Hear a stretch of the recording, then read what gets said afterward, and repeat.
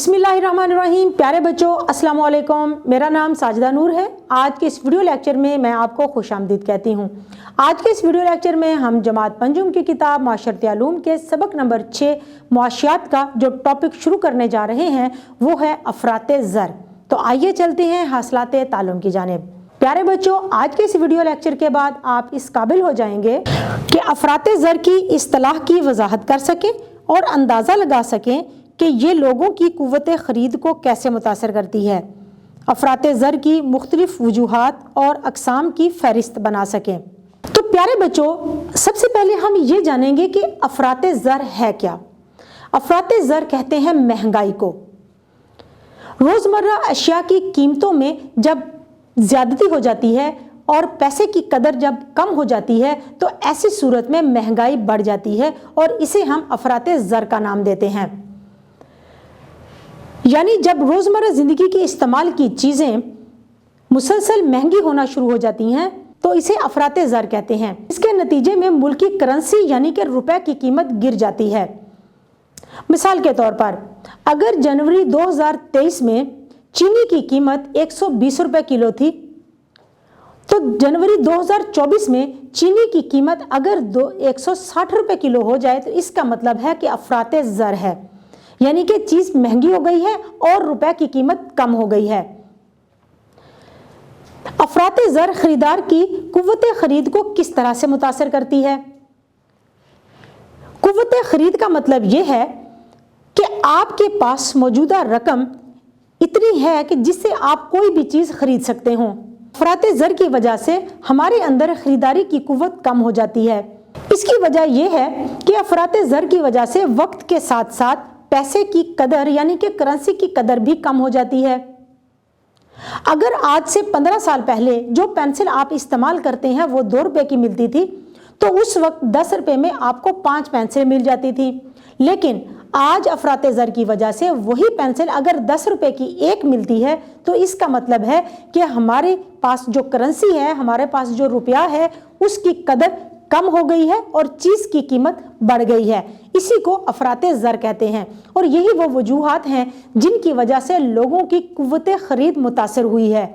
तो प्यारे बच्चों, अगर हम बात करें अफराते ज़र की वजूहात की यानी कि महंगाई की वजूहात की तो इसकी 3 वजूहात हैं। नंबर 1 तलब में इजाफा, नंबर 2 पैदावारी लागत में इजाफा, नंबर 3 किल्लत या कहत की वजह से अफराते ज़र का बढ़ जाना। महंगाई में इजाफा की एक बड़ी वजह तलब में इजाफा है, यानी कि किसी चीज़ की तलब मार्केट में इतनी ज़्यादा बढ़ जाती है कि फिर उस चीज़ की कीमत बढ़ती चली जाती है और महंगाई पूरी सोसाइटी को, पूरे मुआशरे को अपनी लपेट में ले लेती है। मसलन जब तेल की तलब में इजाफा होता है तो तेल की कीमत में तो इजाफा होना ही है, लेकिन इसके साथ साथ दीगर चीज़ों की कीमतों में भी इजाफा हो जाता है।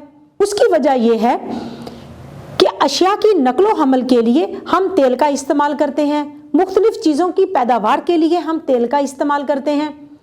तो जब तेल की तलब बढ़ती है तेल की कीमत बढ़ जाती है और जब तेल की कीमत बढ़ती है तो इससे रिलेटेड उन तमाम अशिया की कीमत भी बढ़ जाती है।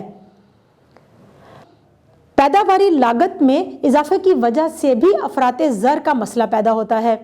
मसलन किसी एक चीज़ को बनाने के लिए जो चीज़ें हम इस्तेमाल करते हैं अगर वो महंगी हैं तो उस चीज़ को इस्तेमाल करते हुए पैदावारी लागत ज़्यादा आ जाती है जिसकी वजह से वो चीज़ महंगी हो जाती है।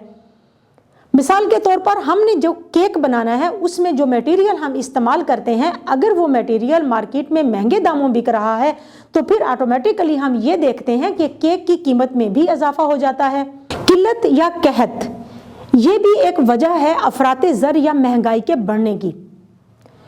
बाज़ औक़ात कुछ अशिया या खिदमात की किल्लत महंगाई में इजाफे का सबब बन जाती है।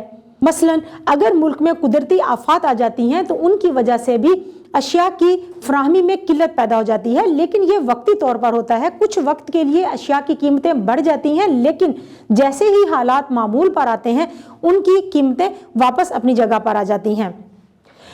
अशिया की किल्लत और कहत की 2 वजूहात हो सकती हैं। एक तो قدرتی وجوہات ہیں کہ کسی سیلاب کی وجہ سے یا قحط کی وجہ سے اشیاء کی قلت پیدا ہو جاتی ہے، لیکن بعض اوقات مصنوعی قلت بھی پیدا کر دی جاتی ہے۔ دوسری قسم ذخیرہ اندوزی یا منافع خوری کی وجہ سے ہوتی ہے۔ مہنگائی کی ایسی قسم میں کچھ مفاد پرست تاجر ضرورت کی چیزیں سٹاک کر لیتے ہیں، ذخیرہ کر لیتے ہیں، تاکہ بعد میں جب ان چیزوں کی قلت پیدا ہو جائے گی تو ان کو بازار میں منڈیوں میں مہنگے داموں بیچا جائے۔ اس طرح سے وہ سستی اشیاء خرید کر قلت کا ماحول بنا کر ان اشیاء کو مہنگے داموں عوام کو بیچتے ہیں اور منافع کماتے ہیں۔ یہ ناجائز منافع خوری کی ایک قسم ہے۔ ناجائز منافع خوری کی نیت سے ذخیرہ اندوزی کرنا ایک بہت بڑا قانونی جرم ہے۔ پیارے بچوں، امید ہے کہ آپ کو آج کا یہ ویڈیو لیکچر بہت اچھی طرح سے سمجھ آ گیا ہوگا۔ انشاءاللہ اگلی ویڈیو میں اگلے لیکچر کے ساتھ پھر ملیں گے، تب تک کے لیے اللہ حافظ۔